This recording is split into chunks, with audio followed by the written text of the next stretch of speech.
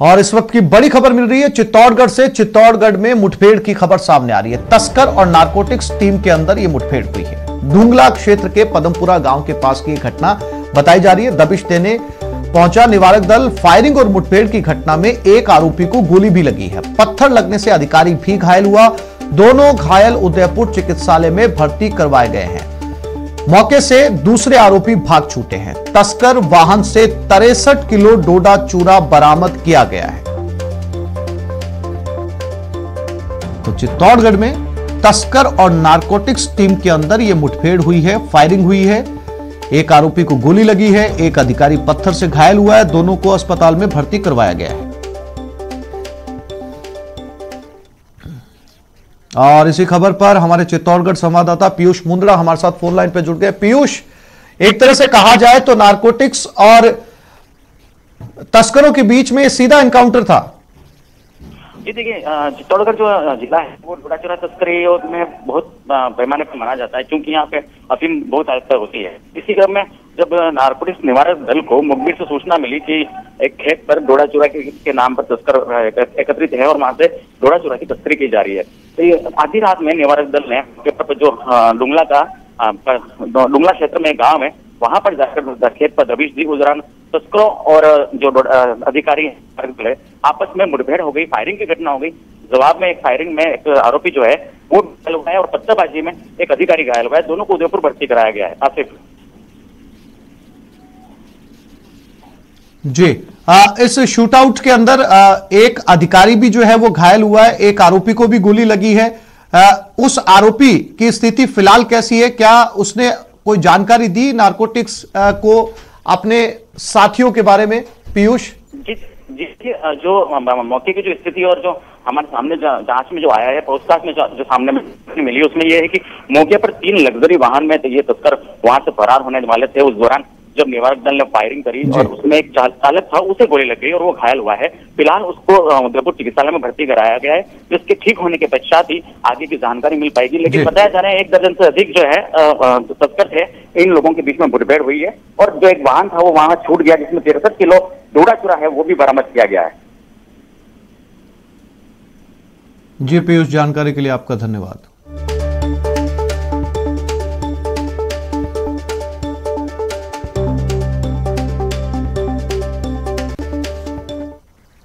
और यह खबर अजमेर से। किशनगंज थाना पुलिस ने कार्रवाई की। नशीले पदार्थ के साथ 2 आरोपियों को गिरफ्तार किया। करीब 4 किलो गांजा जब्त किया गया है। पुलिस अब इस मामले का खुलासा करेगी।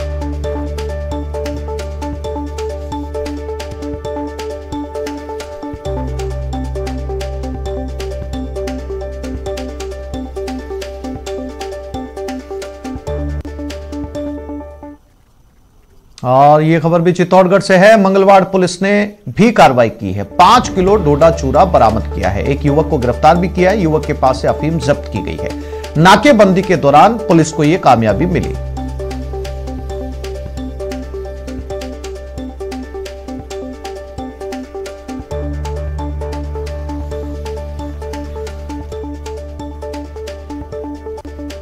और ये खबर नागौर जिले के कुचामन सिटी से, जहां बाइक सवार बदमाशों ने एक शख्स के घर पर खुलेआम फायरिंग की। फायरिंग की यह वारदात सीसीटीवी में कैद हो गई। तस्वीरों में देख सकते हैं कि कैसे एक बाइक सवार बदमाश घर के दरवाजे पर खुलेआम फायरिंग करते नजर आ रहा है। घटना के बाद मौके पर पहुंची पुलिस ने शहर में नाकाबंदी कर बदमाशों की तलाश शुरू कर दी है। बताया जा रहा है कि पीड़ित सुनील शर्मा को पूर्व में भी फिरौती की धमकी मिल चुकी है और आनंदपाल गैंग से ताल्लुक रखने वाली लेडी डॉन अनुराधा के कहने पर अगस्त के महीने में बहादुर सिंह और श्याम सिंह नामक 2 युवकों ने इसे धमकी दी थी। इसके बाद पुलिस ने कार्रवाई करते हुए बहादुर सिंह को गिरफ्तार कर लिया। फिलहाल पुलिस पूरे मामले की जांच कर रही है।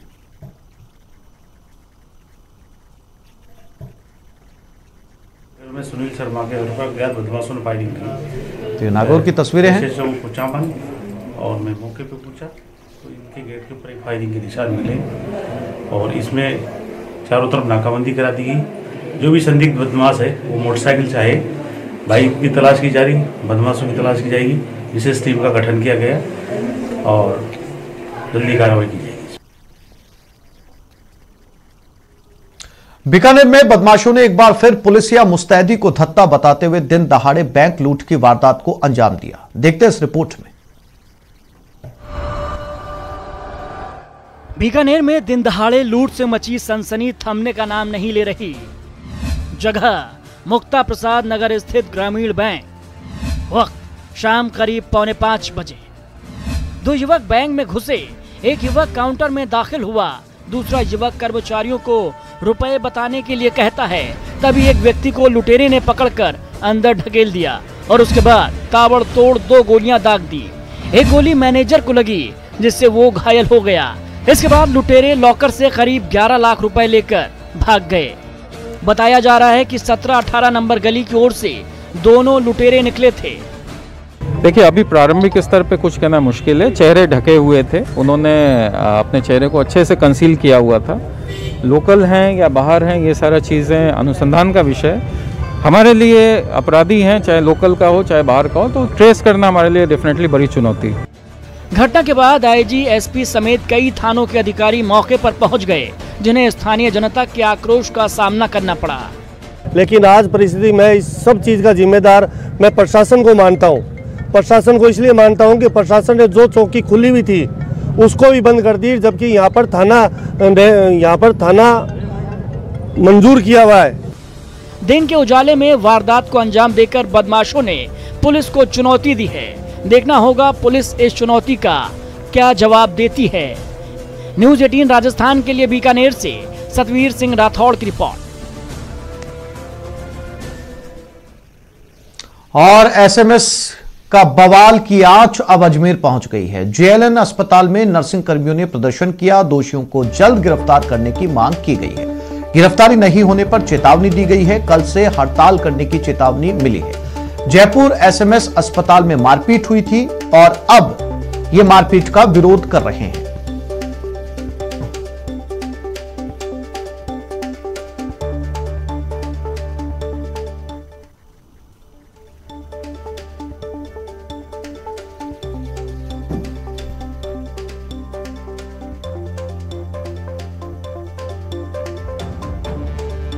और इसी खबर पर ज्यादा जानकारी के लिए बात करते हैं हमारे संवाददाता दीपक दादीज के साथ। दीपक, जब चिकित्सा मंत्री रघु शर्मा ने एसएमएस अस्पताल में हुए हंगामे को लेकर साफ तौर पर दिशा निर्देश दे दिए थे कि कड़ी कानूनी कार्रवाई की जाएगी, उसके बाद अजमेर में ये भूख हड़ताल क्यों? निश्चित तौर पर जिस तरीके से 2 दिन पहले जयपुर के एसएमएस हॉस्पिटल में नर्सिंग कर्मियों के साथ जो मरीज के परिजन थे उन्होंने मारपीट की थी, का ही विरोध आज अजमेर के जेएलएन अस्पताल के नर्सिंग कर्मचारियों में भी देखा गया है। जहां पर उन्होंने जो मारपीट हुई थी उसके विरोध में जो जमकर नारेबाजी करते हुए प्रदर्शन किया और साथ ही जो दोषी थे इस मामले में उनको जल्द गिरफ्तारी की मांग की। बिल्कुल ये बात कही जा सकती है कि चिकित्सा मंत्री ने इस मामले में कड़ी कानूनी कार्रवाई के निर्देश दिए थे, लेकिन जो घटना हुई थी उस घटना को लेकर कहीं ना कहीं नर्सिंग कर्मचारियों में रोष देखा गया है। साथ ही उनका ये भी कहना है कि आए दिन जिस तरीके से अस्पतालों में ये डॉक्टर और नर्सिंग कर्मियों के साथ मारपीट की घटनाएं होती है, इसको लेकर कोई ठोस मजबूत कानून बनाया जाए ताकि आगे से ये घटनाएं नहीं हो। हालांकि बार बार इस तरीके की जो घटनाएं होती है उसको लेकर राज्य सरकार भी गंभीरता दिखाती है, लेकिन कहीं ना कहीं जब ऐसी घटनाएं सामने आती है तो जो नर्सिंग कर्मी और जो डॉक्टर्स हैं उनमें कहीं ना कहीं खासी नाराजगी देखी जाती है और उसी नाराजगी का असर ये है कि आज अजमेर के जेएलएन अस्पताल में एक बार फिर जो नर्सिंग कर्मचारी हैं उन्होंने इस घटना का जोरदार विरोध करते हुए नारेबाजी की है। जी दीपक, जानकारी के लिए आपका धन्यवाद।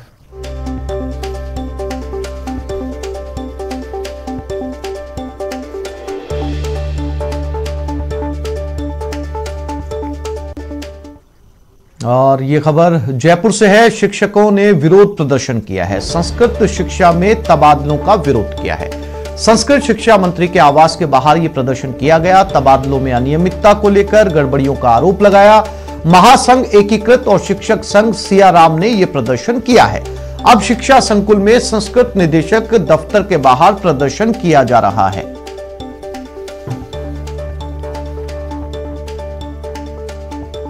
तो ये सभी शिक्षक संस्कृत शिक्षा मंत्री का विरोध कर रहे हैं।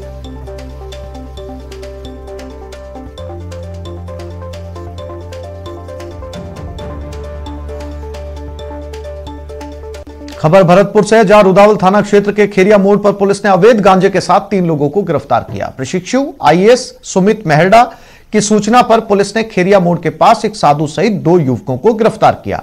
वहीं पुलिस ने दोनों आरोपियों के पास से 32 ग्राम गांजे को भी जब्त किया है और मामले की जांच बयाना कोतवाली प्रशिक्षु मीणा को दी गई है।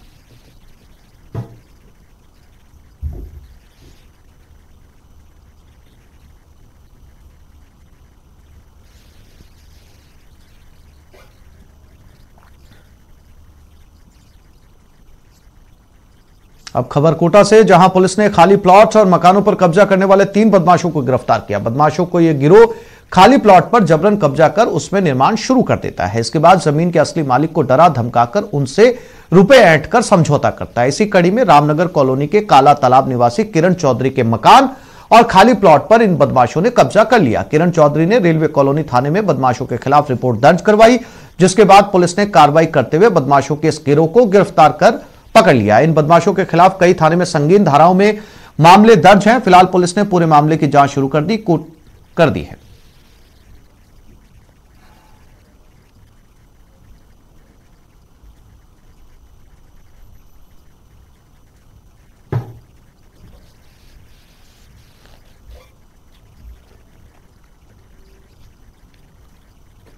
यह खबर भी कोटा से है, जहां भीमगंज मंडी पुलिस ने लंबे समय से फरार और 5,000 रुपए के इनामी हिस्ट्री शीटर को गिरफ्तार किया है। सीआई हर्षराज सिंह खरेड़ा ने हिस्ट्री शीटर अब्दुल सलाम उर्फ लंगड़ा अपने एक साथी दीपक भोय के साथ अवैध शराब बेच रहा था। पुलिस दबिश से पहले ही लंगड़ा मौके से फरार हो गया। मामले में फरार हिस्ट्री शीटर को पुलिस ने गिरफ्तार किया। खरेड़ा ने बताया, बदमाश के खिलाफ जानलेवा हमले, मारपीट जैसे 23 मुकदमे पहले से दर्ज हैं।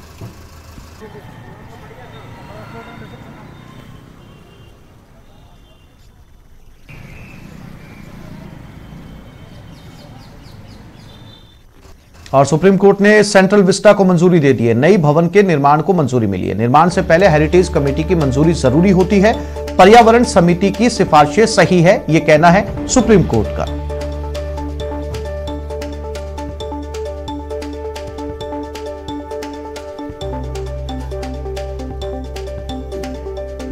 और इसी खबर पर ज्यादा जानकारी के लिए बात करते हैं सुशील पांडे, दिल्ली संवाददाता। सुशील, और क्या कुछ कहा सुप्रीम कोर्ट ने विस्टा को लेकर?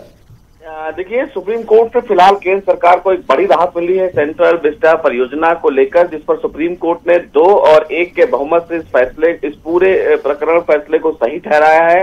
लेकिन सुप्रीम कोर्ट ने अपने फैसले में लैंड यूज, पर्यावरण मंजूरी और क्लियरेंस में कोई भी गड़बड़ी नहीं पाई है। कुछ शर्तों के साथ सुप्रीम कोर्ट ने यह फैसला दिया है और साफ तौर से यह कहा है कि सुप्रीम कोर्ट ने कहा है कि केंद्र सरकार इस पूरे प्रोजेक्ट को शुरू कर सकती है। इस पूरे प्रोजेक्ट में सबसे बड़ी आपत्ति थी पर्यावरण का नुकसान, जिसको लेकर याचिका सुप्रीम कोर्ट में दाखिल किया गया था और कहा गया था कि अगर इस प्रोजेक्ट को शुरू किया जाता है तो कई हरे पेड़ों को काटा जाएगा। लेकिन सुप्रीम कोर्ट ने साफ तौर से कहा कि जब इस पूरे मामले में पर्यावरण क्लियरेंस मिल चुका है सरकार को, तो फिलहाल इस मामले को, इस प्रोजेक्ट को रोकने का कोई औचित्य नहीं बनता है।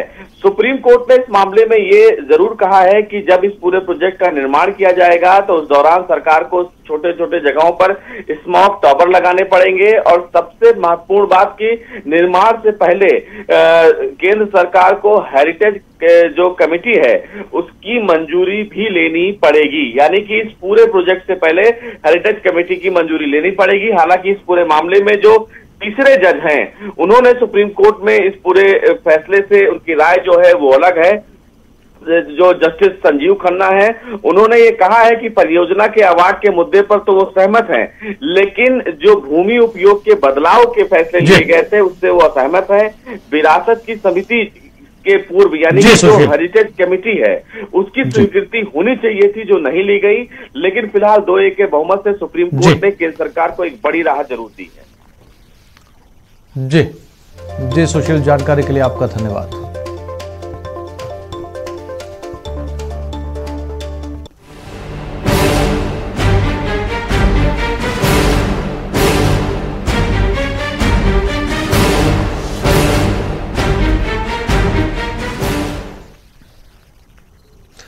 कोरोना के बीच अब बर्ड फ्लू की दस्तक प्रदेश को फिर से डरा रही है। प्रदेश में इस वायरस को लेकर अलर्ट जारी किया गया है। सरकार अलर्ट है, देखते हैं इस रिपोर्ट में।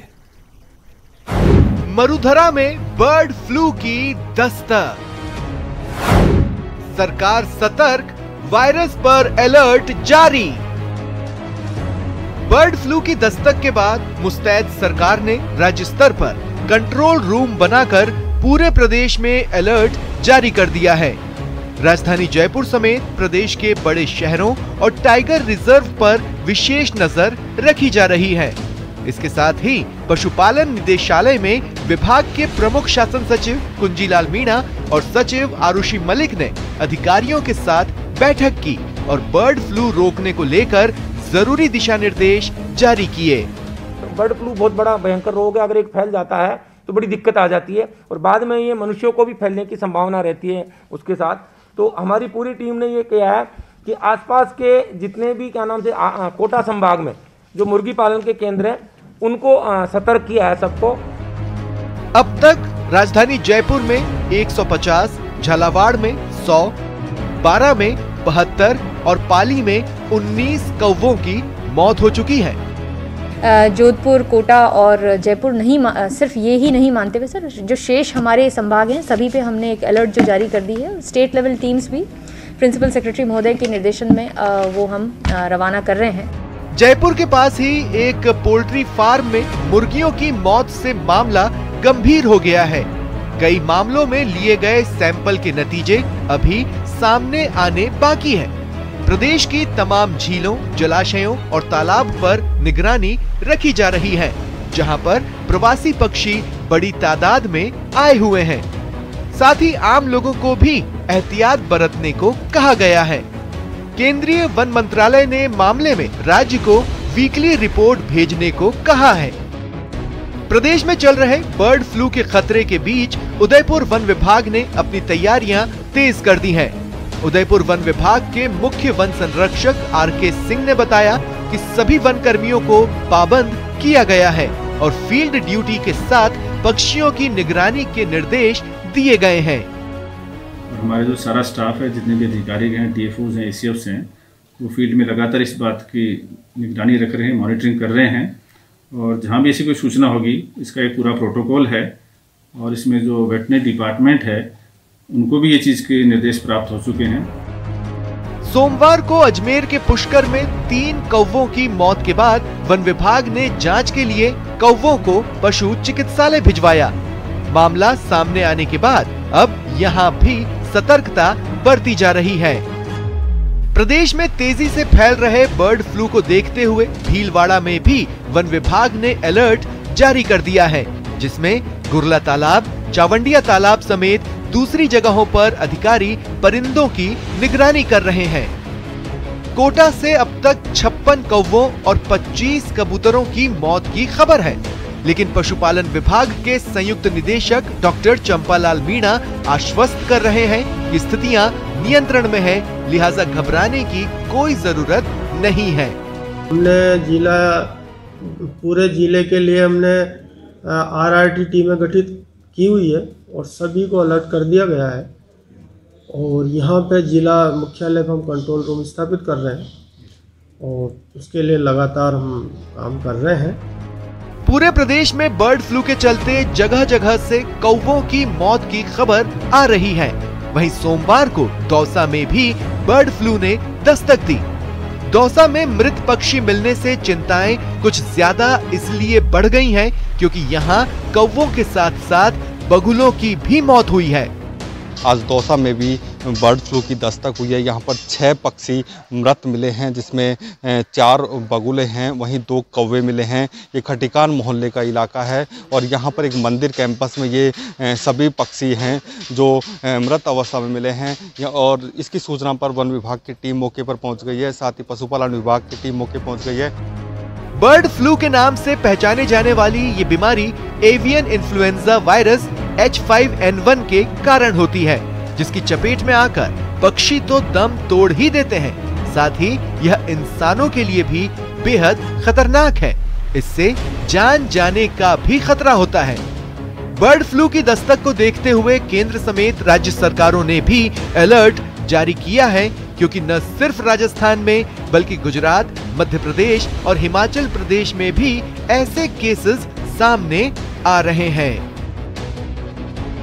Bureau report, news 18 Rajasthan. प्रदेश के 6 जिलों में बर्ड फ्लू की दस्तक के बाद अब जैसलमेर में भी बर्ड फ्लू की आहट है। नरसिंगों की ढाणी में 10 कौवों की मौत के बाद प्रशासन ने अलर्ट जारी कर दिया। पशुपालन विभाग और वन विभाग की टीम ने मौके से मृत कौवों के सैंपल इकट्ठा किए, जिसे भोपाल के लैब में जांच के लिए भेज दिया गया है। सैंपल की जांच के बाद यह पता चल पाएगा कि कौवों की मौत एवियन इन्फ्लुएंजा से हुई है या फिर मौत की कोई और वजह है। पशुपालन विभाग के अधिकारियों का कहना है कि कौवा जंगली पक्षी है, जिसकी वजह से बर्ड फ्लू फैलने का खतरा नहीं के बराबर है। हालांकि एहतियात के तौर पर बर्ड फ्लू को रोकने की सभी तैयारियां कर ली गई हैं। तो वहीं वन विभाग ने भी लोगों से अपील की है कि कौवों की मौत की जानकारी फौरन विभाग को दें।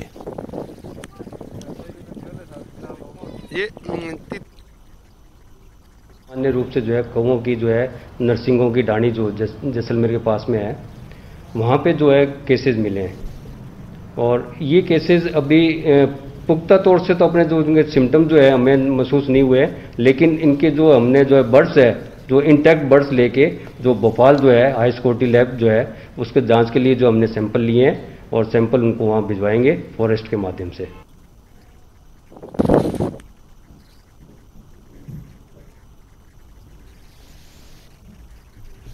और इसी खबर पर ज्यादा जानकारी के लिए बात करते हैं हमारे संवाददाता सुधीर शर्मा के साथ। जयपुर से हमारे साथ जुड़ चुके हैं। सुधीर, क्या इस बात की तस्दीक कर ली गई है, लैब ने इस बात पर मोहर लगा दी है कि जो कौवों की मौत देश भर के अलग अलग स्टेट में जो आंकड़े सामने आ रहे हैं वो वाकई बर्ड फ्लू है या कोई किसी और बीमारी ने इनको जकड़ लिया है?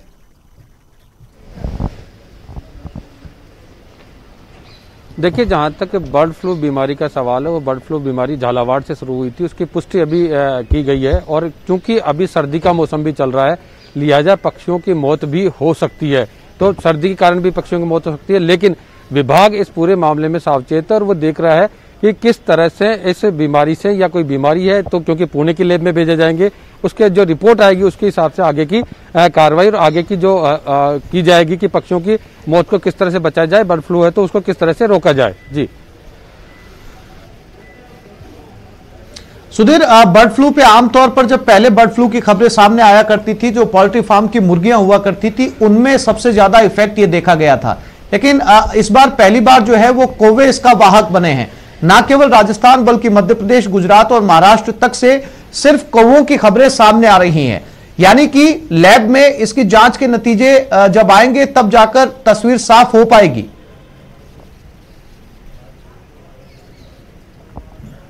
बिल्कुल ये बात सही है कि तमाम जो कौवों की मौत हो रही है, चाहे जयपुर के जल महल के पाल के आसपास कौवे मरे हों या झालावाड़ में मरे हों, उनकी जब तक रिपोर्ट नहीं आएगी तब तक पुष्टि नहीं हो सकती।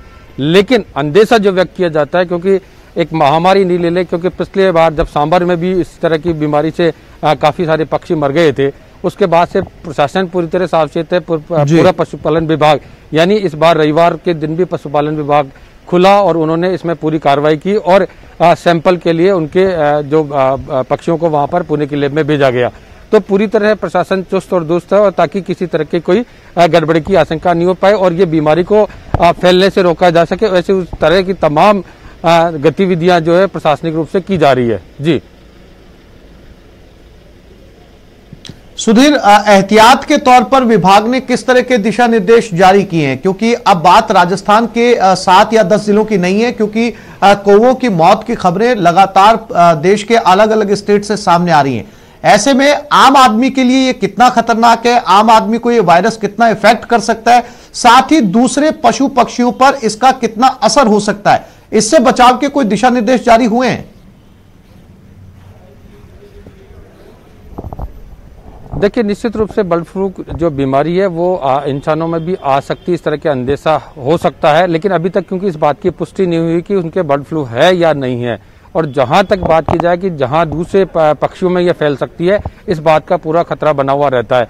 लेकिन चूंकि अभी इस बात का इंतजार किया जाए कि रिपोर्ट आए, उससे पहले जो जो संक्रमित जगह हैं, जिन स्थानों पर है, उनकी रोकथाम की जो क्या क्या कदम उठाए जा सकते हैं, उसको लेकर सरकार सावचेत नजर आ रही है। जी सुधीर, जानकारी के लिए आपका धन्यवाद।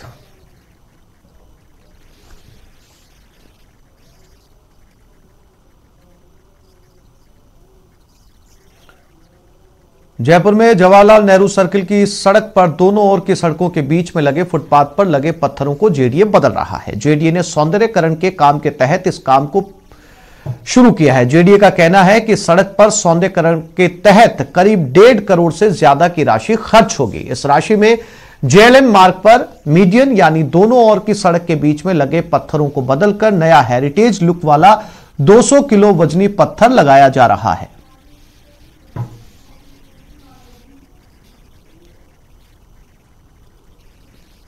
जयपुर के वीवीआईपी मार्ग जेएलएन मार्ग पर इस वक्त मैं मौजूद हूं। यहां पर जो कार्य प्रगति पर है, अगर वो कार्य नहीं चले तो भी काम चल सकता है, मगर जेडीए की ओर से 6-12 किलोमीटर के इलाके में इस मीडियम, इस टाइल को लगाया जा रहा है, बदला जा रहा है। फुटपाथ के सड़क के बीच की फुटपाथ पर ये टाइल लगाई गई है। जो दाईं और बाईं ओर की सड़क है उसके बीच में ये टाइल लगी गई है। 1.5 करोड़ रुपए से ज़्यादा की राशि इस पर खर्च होगी। आपको नजर आ रहे होंगे पुराने वो पत्थर जो पहले लगे हुए थे, बेहद सही स्थिति में है, केवल पेंट की जरूरत थी, लेकिन उसे हटा करके यहाँ पर ये कहा जा रहा है कि हेरिटेज लुक में है, थोड़ा ऊंचाई दी गई है, हाइट दी गई है, और इसका एक पत्थर का वजन करीब 200 किलो इस पत्थर का वजन बताया गया है। इस पत्थर को आरसीसी से तैयार किया गया है, इसको पेंट किया जाएगा, गुलाबी रंगत इसमें दिखाने की कोशिश की जाएगी। लेकिन जहां एक और पूरी तरह से जो गुलाबी नगरी की जो संस्कृति है, जो पुरातत्व विभाग की जो इमारतें हैं, उनको हम संजो नहीं पा रहे, लेकिन हम नया काम यहां पर कर रहे हैं जिसकी शायद यहां पर जरूरत नहीं थी। जबकि शहर के कई इलाके ऐसे हैं जहां पर आज भी सड़कों से लोग महरूम हैं, सड़कों के अंदर गड्ढे हैं। यहाँ की रोड को देखिए, ये वीवीआईपी रोड है, और यहाँ की इंजीनियरिंग की लापरवाही कहेंगे कि इंजीनियरों ने बीते दिनों में जो रोडें यहाँ पर बनाई उन्हें नहीं खोदा और रोड पर रोड चढ़ाते चले गए, रोड पर रोड चढ़ाते चले गए। तो आपने वो नज़ारा आपको देखने को मिल रहा है कि फुटपाथ का जो पत्थर है वो नीचे दब गया। पत्थर की कोई गलती नहीं, पत्थर बहुत अच्छी कंडीशन में, लेकिन फिर भी 1.5 करोड़ रुपए से ज़्यादा की राशि यहाँ पर खर्च की जा रही है। जिम्मेदार ये कहते हैं कि डिजाइनिंग का काम है, सौंदर्यीकरण का काम है, पैसा खर्च करना जरूरी क्योंकि ये वीवीआईपी रूट है। कैमरा पर्सन बलवीर के साथ लवली वधवा, न्यूज़ 18 राजस्थान, जयपुर। भाजपा मुख्यालय में अहम बैठक है। भाजपा प्रदेश अध्यक्ष सतीश पूनिया की अध्यक्षता में यह बैठक होगी। निकाय चुनाव प्रभारी, पंचायती राज चुनाव प्रभारियों को इस बैठक में बुलाया गया है। भाजपा मुख्यालय में 11:30 बजे यह बैठक होगी। हाल ही में हुए चुनाव की इस बैठक में समीक्षा की जाएगी।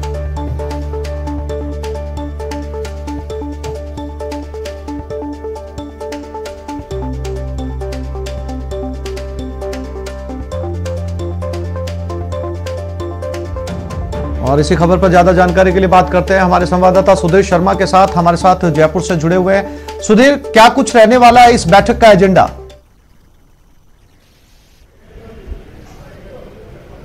देखिए, अभी हाल ही में 12 जिलों के 50 निकाय चुनाव संपन्न हुए और इन निकाय चुनाव के अंदर बीजेपी को काफी हार का सामना करना पड़ा है। लिहाजा बीजेपी उन सभी प्रभारियों को यहाँ पे बुलाया है जिन जिन स्थानों पर चुनाव के लिए प्रभारी लगाए गए थे। साथ ही जो पंचायत राज के चुनाव थे जिन स्थानों पर है उनके प्रभारियों को बुलाया गया है, ताकि एक समीक्षा की जा सके कि इन चुनावों में क्यों बीजेपी को हार का सामना करना पड़ा। क्योंकि अब आगामी दिनों में और निकाय के चुनाव होंगे, 3 उपचुनाव होंगे, तो जो कारण इन चुनावों में रहे वो आगे दूसरे कारण आने वाले चुनावों में नहीं बने, उसी को लेकर आज ये बैठक बुलाई गई है। और अभी से कुछ देर बाद ये बैठक शुरू होगी जिसमें पूरा ये तय किया जाएगा, रोड मैप तय किया जाएगा कि आगे जो उपचुनाव आ रहे हैं 3 और उसके अलावा जो निकाय चुनाव होने वाले हैं उन चुनाव में इन जो अभी परिणाम आए हैं 50 निकाय चुनाव के, उनका असर नहीं देखने को पड़े और बीजेपी की सीटें ज्यादा से ज्यादा जीते। इस दिशा को लेकर आज ये अहम बैठक होगी जिसमें भाजपा प्रदेश अध्यक्ष सतीश पूनिया और संगठन महामंत्री चंद्र सिंह लेंगे और वो दिशा निर्देश देंगे कि आगे के चुनाव में क्या रणनीति अपनाई जाए, कहां पर बीजेपी लूजर रही और कहां पर गेनर रही, उसकी नीति के अनुसार ही आगे बीजेपी काम करे, ताकि जो आने वाले चुनाव है उसमें उसकी ज्यादा से ज्यादा बढ़त मिल सके। और इसी दृष्टि से यह बैठक बुलाई गई है। जी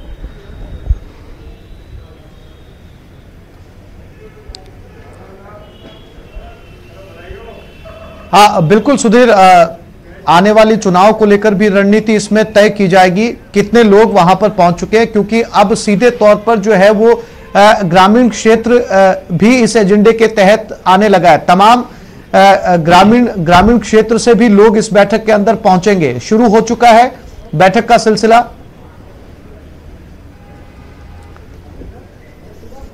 देखिए, अब कुछ देर में, क्योंकि लगातार जो बैठक के प्रतिभागी हैं, जो प्रभारी बनाए गए थे पंचायत चुनाव के और निकाय चुनाव के, उनका आना शुरू हो गया है। प्रदेश पदाधिकारी हैं, उनको भी, कुछ प्रदेश पदाधिकारियों को भी इस बैठक में आमंत्रित किया गया है, ताकि वो रूपरेखा तैयार हो चुके कि आने वाले चुनावों में इन हार का सामना नहीं करना पड़े। शरण सिंह बगड़िया, एक लाइन में आपसे जानेंगे, प्रदेश मंत्री है, इस पूरी मीटिंग का पूरा लबाब क्या रहने वाला है? आज हमने नगर पालिका चुनाव और निकाय चुनाव जो पहले हो चुके हैं उनकी समीक्षा बैठक बनाई है। यहाँ पे सबको, प्रभारियों को यहाँ पे बुलाया है और उस पे आपस में चर्चा होगी। हमारे माननीय प्रदेश अध्यक्ष सतीश जी पूनिया और चंद्रशेखर, क्या चर्चा रहेगी? जो हार के कारण है उनकी समीक्षा होगी ताकि आगे के चुनाव पर असर नहीं पड़े। सभी तरीके की इसमें समीक्षाएं, जहाँ हमारी अगर कुछ कमियां रही हैं तो वो भी हम जानेंगे क्या कमी रही है, और कहाँ हम प्लस रहे हैं वो भी किस तरीके से प्लस आए हैं, और क्या हमारे कार्यकर्ताओं में क्या रुझान है, किन से हम टच नीचे तक कार्यकर्ता कहीं नहीं पहुंच पाए तो क्या कारण है। तो सब तरीके की समीक्षाओं का आज एक साथ भारतीय जनता।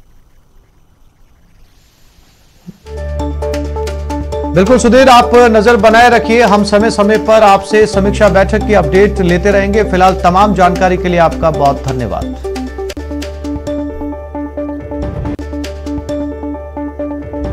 इस बुलेटिन में फिलहाल इतना ही। नमस्कार।